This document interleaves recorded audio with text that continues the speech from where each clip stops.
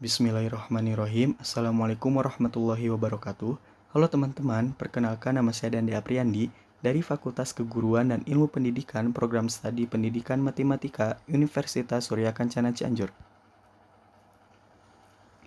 Pada kesempatan kali ini, saya akan menjelaskan mengenai matematika transisi abad 20. Sebelumnya, materi matematika transisi abad 20 ini merupakan materi bab terakhir dari mata kuliah Filsafat dan Sejarah Matematika.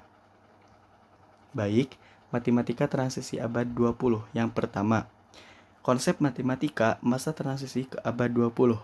Sejarah matematika pada masa transisi ke abad 20 terjadi pada abad ke-18 dan abad ke-19. Adanya beberapa pergeseran dari aturan-aturan pada matematika hingga munculnya konsentrasi baru yang lebih khusus dalam pembahasan matematika. Di sini ada keluarga Bernoulli. Bernoulli senior adalah salah seorang keluarga Protestan yang mengungsi dari Antwerp pada tahun 1583. Menurut sejarah, banyak orang Katolik yang memburunya dan ingin membunuhnya, sehingga beliau harus melarikan diri dari tempat tinggalnya. Tempat persinggahan pertama adalah Frankfurt, sebelum pindah ke Swiss dan menetap di Basel. Cikal bakal dinasti Bernoulli menikah dengan salah satu dari keluarga terpandang di Basel dan menjadi pedagang rempah-rempah. Lanjut, ada silsilah atau dalam visio. Nicholas senior adalah seorang pedagang. Ketiga anak lelakinya semua menikah dengan putri-putri pedagang. Semua itu mampu membuat Nicholas menjadi seorang pedagang besar dan memberinya banyak keberuntungan. Profesi pedagang keluarga Bernoulli kemudian disusul oleh profesi dalam bidang obat-obatan. Bakat matematika yang keluar dari keluarga pedagang ini muncul secara tiba-tiba. Lanjut, ada generasi pertama. Jacob I menguasai kalkulus versi Leibniz dengan belajar sendiri. Sejak tahun 1687 sampai wafatnya, beliau menjabat sebagai profesor matematika di Basel. Beliau mengembangkan kalkulus yang tidak disentuh oleh Newton maupun Leibniz dan menerapkannya untuk menyelesaikan problem-problem baru dan sangat penting bagi perkembangan kalkulus. Mengawali diri dengan belajar filsafat pada tahun 1671, disusul dengan belajar teologi pada tahun 1776. Karya perdana dari beliau yang pertama dan terakhir dalam bidang astronomi adalah membentuk teori komet atau membetulkan teori dari komet. Sumbangsi Jacob I terutama pada geometri analitik, teori probabilitas, yang paling penting adalah variasi-variasi kalkulus. Kelak karya-karya Jacob I ini diteruskan oleh Euler, Lagrange, dan Hamilton.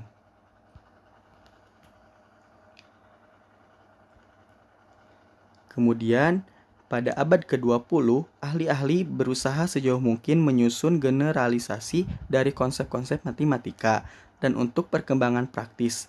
Maka, cabang-cabang matematika dibagi atas matematika terapan dan matematika murni.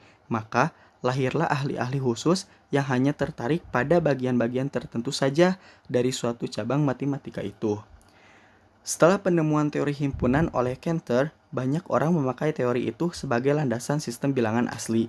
Kemudian, dengan cepat berkembang untuk digunakan sebagai landasan-landasan pada bidang-bidang matematika lain. Dengan cepat, teori himpunan mempengaruhi pemikiran ahli geometri, sehingga lahirlah ruang abstrak, teori umum tentang dimensi, teori ukuran, dan topologi. Perubahan pandangan atas geometri purbakala yang menyatakan hanya ada satu ruang dan satu geometri. Ruang tidak hanya sebagai himpunan titik-titik tetapi sebagai tempat kedudukan di mana objek-objek dapat bergerak dan bebas satu terhadap yang lain.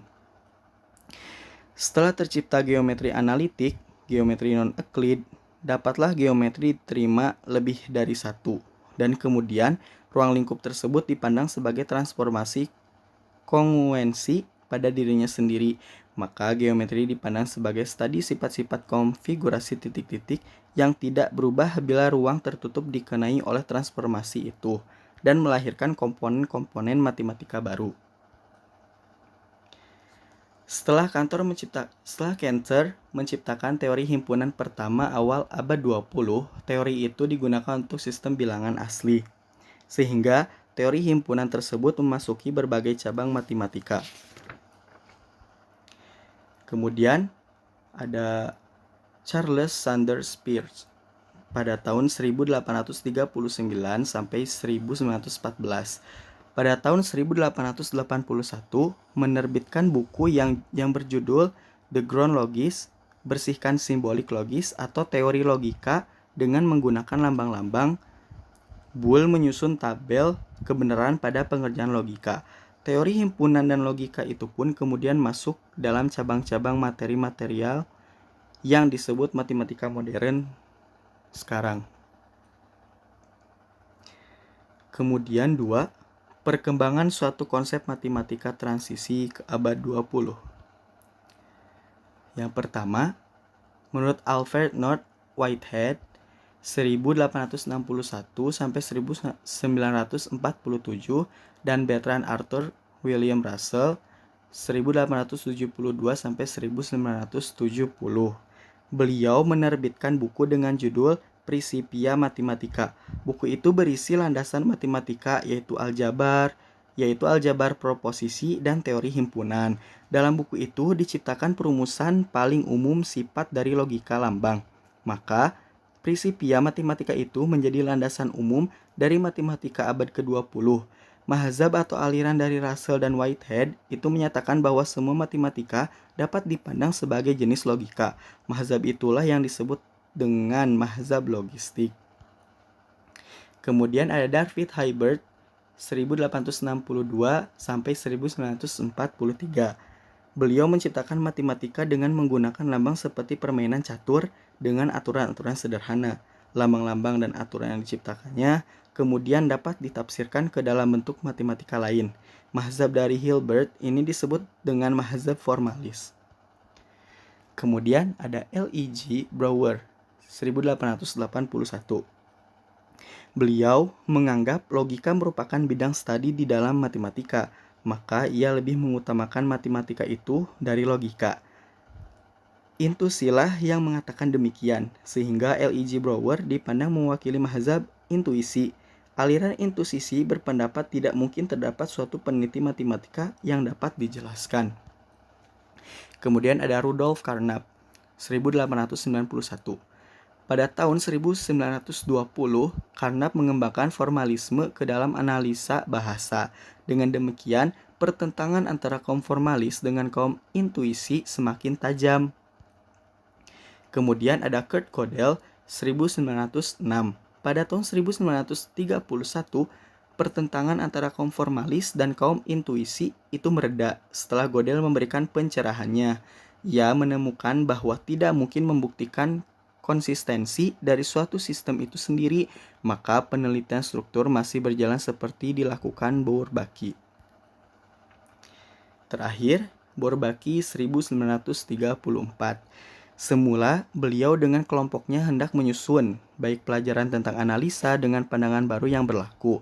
Mereka lebih dahulu menyusun basisnya dengan logika matematika dengan metode-metode. Kemudian, Hilbert, Noether, dan Arthur Bourbaki membuat pengertian struktural menjadi dasar susunan matematika yang bermacam-macam. Maka terdapat 4 struktur, yaitu struktur urutan. Di dalam himpunan Phi didefinisikan relasi R, relasi biner, antara anggota Phi ditulis X, RYX sama dengan Y. Jika X, RY atau Y, RX, dan jika X, Y, Z, elemen dari Phi, jika X RY maka Y RZ. Kemudian struktur aljabar.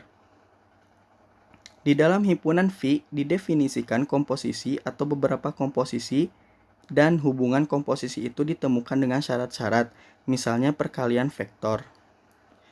Kemudian struktur topologis. Struktur ini adalah perumusan abstrak tentang gambar-gambar intuitif tentang pengertian seperti batas-batas, kontinuitas, dan sebagainya. Dalam struktur ini, Dalam suatu himpunan V, didefinisikan himpunan-himpunan bagian tertentu bila dipandang sebagai unsur-unsur mempunyai hubungan tertentu. Kemudian, yang terakhir adalah struktur jamak. Dalam struktur, terdapat beberapa struktur induk. Struktur itu dihubungkan secara aksiomatis. Misalnya, dalam struktur aljabar dan pengukur terdapat bersama-sama dalam struktur majemuk. Dalam struktur majemuk ini dapat ditempuh teori matematika klasik, sistem bilangan ilmu ukur Euclid yang masing-masing terdapat dalam struktur induknya.